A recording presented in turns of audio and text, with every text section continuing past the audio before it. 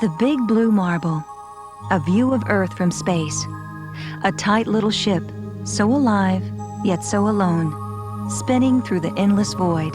No other image has made humankind more aware of the splendor of this unique planet, or its vulnerability. That image also sharpened the realization that Earth is our only home, our only life support system, and warned us we must take care of it and nurture its resources if we are to survive.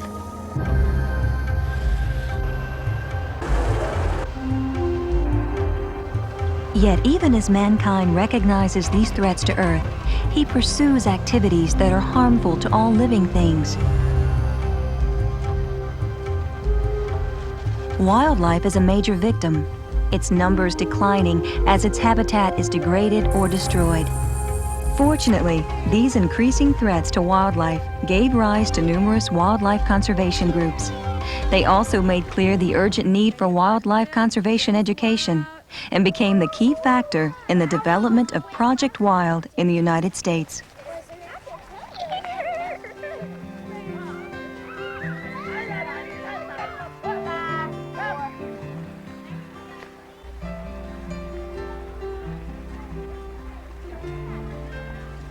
Project Wild is a strong environmental education program that teaches about the world as our home and a home for people and for animals.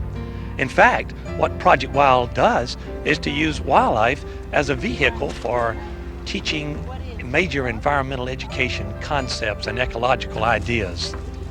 Project Wild can be used in mathematics and in language arts and social studies and just the arts themselves in so many areas. So it just seems that if we've got to teach certain objectives for students in North Carolina and to satisfy the requirements of the standard course of study, then maybe we ought to use a program that is fun and exciting for children and, in fact, for teachers.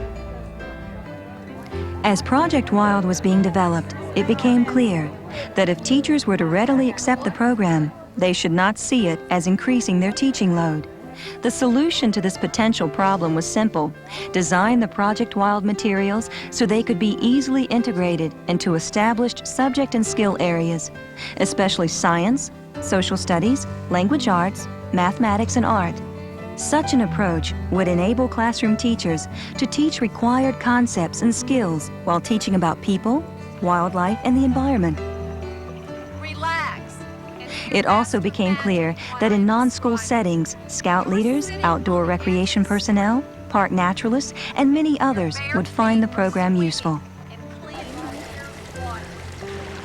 The Project Wild curriculum is comprehensive, containing about 160 different activities. It's not necessary to do all of them, for each is designed to stand alone. Nor is it necessary to do the activities in order. However, they are arranged in a thematic development flow for grades kindergarten through 12. This provides students a logical learning sequence of concepts and skills. At the same time, the activities are organized into 7 major sections, corresponding to a conceptual framework designed to move students from awareness and appreciation to responsible action. For example, the activity entitled What's Wild helps younger students differentiate between domesticated animals and wildlife by using science, language arts, and art. Wild, domesticated, and tame. And I want you, as fast as you can, to write down all of the types of animals you can think of. Knowledge and understanding gained from this activity will lay the foundation for later exercises that examine the survival needs of domesticated animals, wildlife, and people. Wild animals can be very, very tiny or very large, as small as a mosquito or as big as a whale. What about a lion? The What's Wild activity also gives the students a basic introduction into the components of habitat. Okay, so the name of the activity today is Quick Frozen Critters, and you're the critters. You're the mice critters that are trying to stay away from the hawk critters. You're dinner to them. Now remember, you have to go down, get a food, come back, go get a food, come back, go get a food, and come back. You have to have 3 pieces of food and be back in your shelter in order to survive. Okay, are we ready? Yeah! Food! In the section on ecological principles, the activity, Quick Frozen Critters, incorporates science, language arts, and physical education in teaching predator-prey relationships. This, in turn, provides a look at various environments, what inhabits them, and how they work. Okay, we're going to assume we have plenty of space and air. So the major things we're thinking about right now are food, water, and shelter. Okay, this is our local deer herd right down here. And you are going to decide, Habitat, what you would like to be. And each person decides individually. Okay, some of you would decide food, water, or shelter. And you can change it each time. Okay, go to it, dear.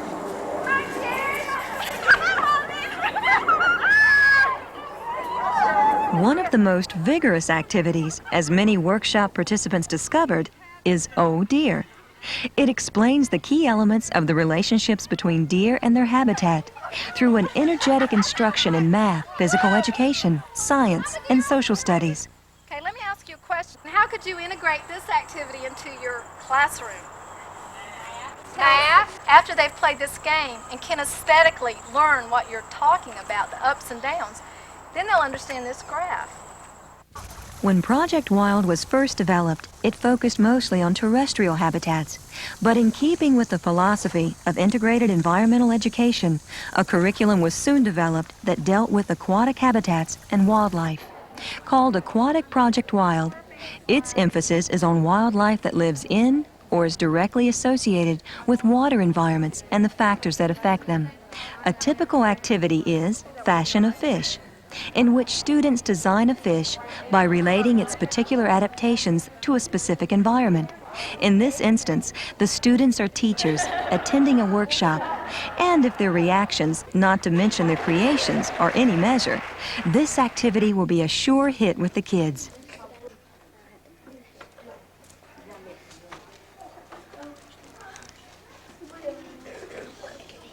What about this bird? What is that bird's foot for? Notice how thick this one is, and those big claws. Why is it like that, Lester? Hold something when it flies and attacks it in the air. Okay, so I want everybody to make up a bird on your own. I want you to think about your bird. You might want to also think about how it moves. What kind of feet does it need? And see if you can make a real interesting bird. And we are going to display these in the library this afternoon when we finish them. It's activities such as these that best exemplify the underlying teaching methodology of Project Wild. Its lively, instructionally sound approach is well organized and easy to use and provides the optimal learning experience for young people.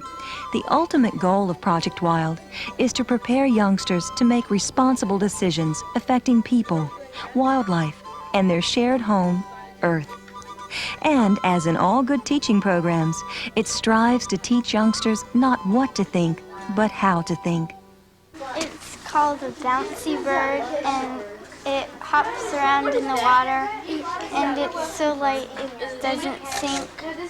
And many hunters have killed these birds, so there are only 15 more bouncy birds in the world. Project Wild was developed by resource management professionals in 13 Western states. This group put together a comprehensive program framework and implemented a plan of action. Materials for teaching concepts were developed and tested extensively before being assembled in final form. From this beginning, Project Wild is now being taught in all states. In 1984, Project Wild became a cornerstone of the Wildlife Resources Commission's environmental education program. Workshops are now offered year-round by the Commission's Division of Conservation Education, as well as other conservation organizations. Participants receive the appropriate Project Wild activity guides and a wide selection of supplementary materials. The workshops last from 6 to 10 hours, and teachers may earn one continuing education unit for attending a 10-hour workshop. Since North Carolina Project Wild workshops were begun, more than 10,000 teachers, conservation educators, 4-H volunteers, and others have received training in the program. This translates into more than 60,000 youngsters in grades kindergarten through 12 being taught Project Wild annually. Now what happens if somebody goes out? Okay. There is a certain sense of urgency among those educators who are concerned about wildlife and its future. Project Wild offers them one of the few real chances to do something about those concerns. Students of today are very aware of the problems facing the environment. Students today want to participate in activities that are going to make the world a better place for them to live in. Every day they read in the paper, they see on television all of the problems that we are confronted with. Project Wild helps them to actually experience some of these. In any grade level, K through 12, there is an activity that can be used with students to help them to learn to appreciate their environment and to help them solve the problems that they're going to be faced with in the future. They are going to inherit many of the problems that we have created, but through this curriculum guide and through other guides through Project Wild, they're going to find more and better ways to solve these problems than we are doing today. So they're going to look for the cheaper things, no matter what it does for the environment. It's hard to change parents' minds. You can say, well, if you do this and this thing, yeah, it's a good idea, but that might cost them more money than it's going to help them. There's like a percentage, I don't know what the percentage is, but the trees are dying, like especially the oaks and the pines and stuff like that. And so you know that's going to affect the animals, because if they don't have any food, they're going to be forced to die out because they, for competition. A lot of people think that if they give a donation, that's how they're going to be able to solve the world's problems, and it really isn't. But if they could just if they could separate their aluminum cans from their cardboard and do stuff like that, I mean, it's only one person doing it, but it would add up after a while. It is a simple truth that wildlife and people are bound by the same powerful life force. Yet it is poorly understood, even ignored, while every day growing more critical to our very existence. Driven by this compelling need for greater understanding, Project Wild strives to expand students' awareness of wildlife and its habitat, and their responsibility to it.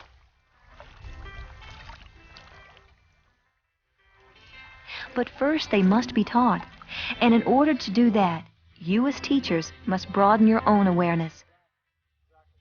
That is your responsibility now, for what you teach students today will become their future. Where are we going?